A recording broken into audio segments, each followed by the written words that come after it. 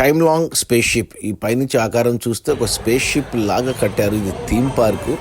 ఇది వచ్చేసి చైనాలో ఒక సిటీ ఉంది, జుహాయి అనేసి. ఇది వచ్చేసి మాకు హాంకాంగ్ పక్కనే.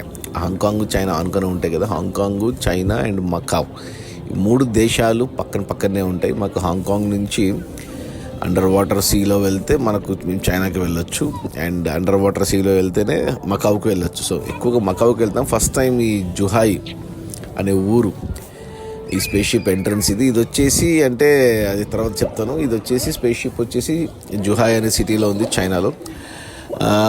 ఇక్కడ వచ్చేసి ఒక chime long international ocean tourist resort. ఇది 4 థీమ్ పార్కులు ఉన్నాయి దీంట్లో. ఒకటి ఓషన్ కింగ్డము, ఒకటి స్పేస్ షిప్, ఒకటి అడ్వెంచర్ పార్క్, ఒకటి యానిమల్ కింగ్డమ్. 4కి 4 సపరేట్ టికెట్లు ఉండాలి, 4 ఎంట్రన్స్లు. సో నేను చూసి స్పేస్ షిప్ ఇది కొత్తగా వచ్చింది అనేసి 2023లోనే ఓపెన్ అయింది, 3 ఏళ్ల క్రితము. అందుకు వెళ్ళడం జరిగిందనమాట. ఈరోజు ఫిబ్రవరి 18, బుధవారము 2026, చైనీస్ న్యూ ఇయర్ సందర్భంగా లోపలికి. అంటే టికెట్ రేటు 350 RMB అంటే మన కరెన్సీలో ఒక 4,000 అనుకోవచ్చు ఎంట్రీ టికెట్. సో లోపలికి వెళ్తే ఇక స్పేస్ షిప్ అని కాన్సెప్ట్ పెట్టారు. బట్ యాక్చువల్లీ ఇది వచ్చేసి ఫేమస్ ఫర్, వాళ్ళు చెప్పింది నేను వెబ్సైట్లో చూసింది ఏంటంటే, ఇది వచ్చేసి స్పేస్ షిప్ అనేది world's largest indoor theme park అని చెప్పారు, అండ్ వరల్డ్స్ లార్జెస్ట్ అక్వేరియం అన్నారు. సో అందుకు వెళ్ళడం జరిగింది అనమాట.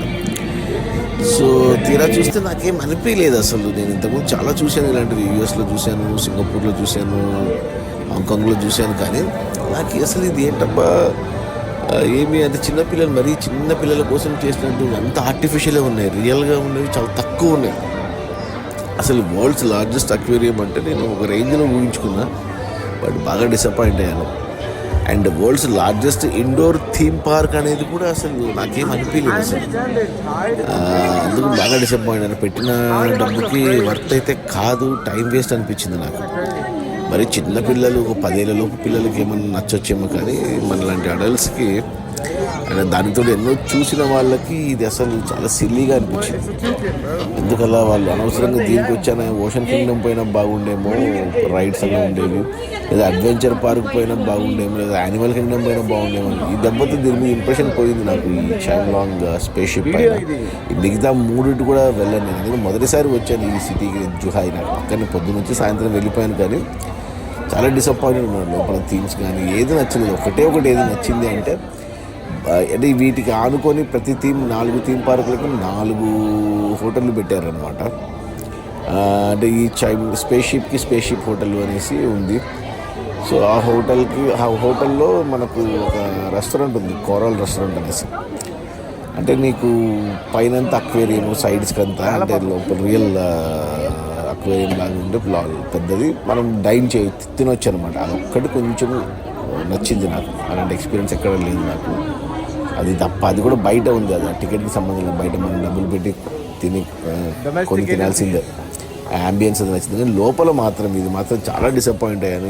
ఈ స్పేస్ షిప్ అని చెప్పి, స్పేస్ షిప్ అని పెట్టినప్పుడు స్పేస్కి సంబంధించినట్టే ఉండాలి, కానీ అక్వేరియం పెట్టడం ఏందో.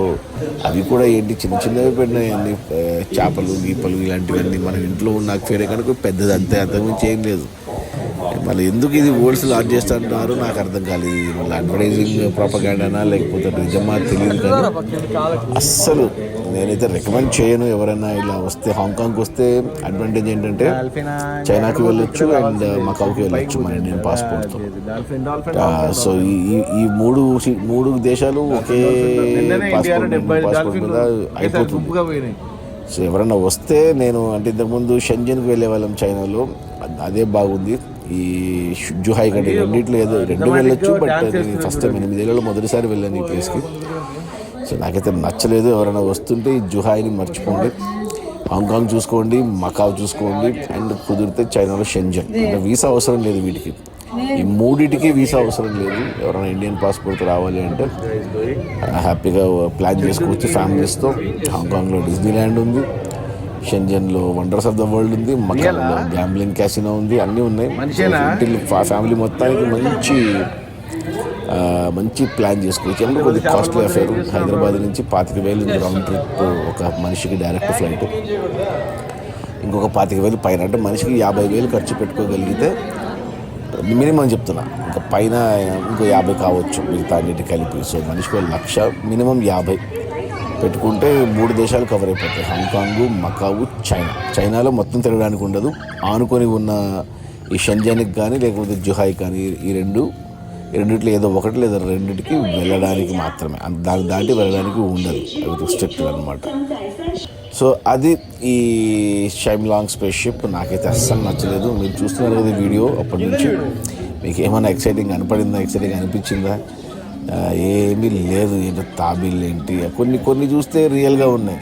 పైన మంకీ చూసి నేను బొమ్మ అనుకున్నా కానీ అది రియల్. కింద తాబేళ్ళు, ఇలాంటి చిన్న చిన్న అక్వేరియంలు, వీటి కోసం కాదు కదా నేను వరల్డ్స్ లార్జెస్ట్ అక్వేరియం అంటే నేను కొద్దిగా అట్లీస్ట్ షార్క్స్ కానీ వేల్స్ అవన్నీ పెట్టలేరు అనుకోండి, కానీ కొన్ని డిఫరెంట్ వాటర్వి పెట్టొచ్చు. కానీ ఏంటో మరి నేను యూఎస్లో చూసిందే బెస్ట్. ఫ్లోరిడాలో ఉన్నదే నాకు చాలా బాగా నచ్చింది. ఆ తర్వాత కొద్ది గొప్ప నచ్చింది సింగపూర్ది. ఆ తర్వాత పర్లేదు హాంకాంగ్లో కూడా ఓషన్ పార్క్ ఉంది, అది పర్లేదు. దాంట్లో రైడ్స్ ఉన్నాయి, ఇలా ఉన్నాయి, అన్నీ ఉన్నాయి. దీంట్లో ఏంటో అసలు ఏమీ లేదు. ఇది ఇక్కడ వచ్చేసి మనకు ఏదో డాల్ఫిన్స్ది పెట్టారు, డాల్ఫిన్స్, మెర్మైడ్స్ అని ఏదో పెట్టుకున్నారు, కానీ షోస్ ఉన్నట్టున్నాయి టైమింగ్స్.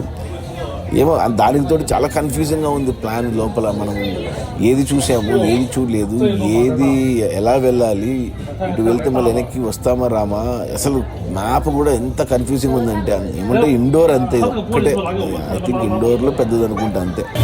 బట్ అట్రాక్షన్స్ మాత్రం చాలా ఏమంటారు, చాలా మోసం జరిగింది నాకైతే అసలు చాలా రిగ్రెట్ అయింది.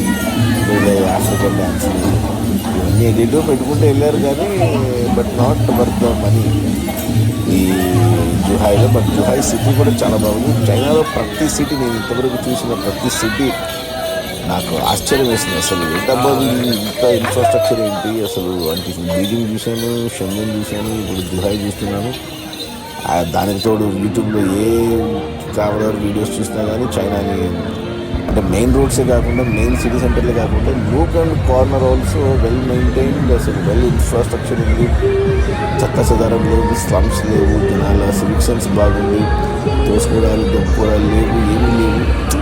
నిజంగా చాలా బాగా అనిపించింది చైనా. మనకు ఎందుకు ఇది కాలేదు అని ఒక బాధ అయితే ఉంది నాకు. ఇది చైనీస్ న్యూ ఇయర్ కాబట్టి లయన్ డ్యాన్స్ కామన్ ఇక్కడ. చైనీస్ న్యూ ఇయర్ అప్పుడు చేస్తారు. Life and health and prosperity, సింహాలతో ఏదో ఒక రకమైన మ్యూజిక్తో ఒక రకమైన డ్యాన్స్, ఇలా లోపల ఇవన్నీ పెట్టుకున్నారు. మళ్ళీ ఇవన్నీ వీటి కోసం కాదు కదా వచ్చింది. నేను వచ్చిన పర్పస్ ఏంటి అసలు అంతా రాంగే ఉంది. పేరేమో స్పేస్ షిప్, లోపలేమో అక్వేరియం.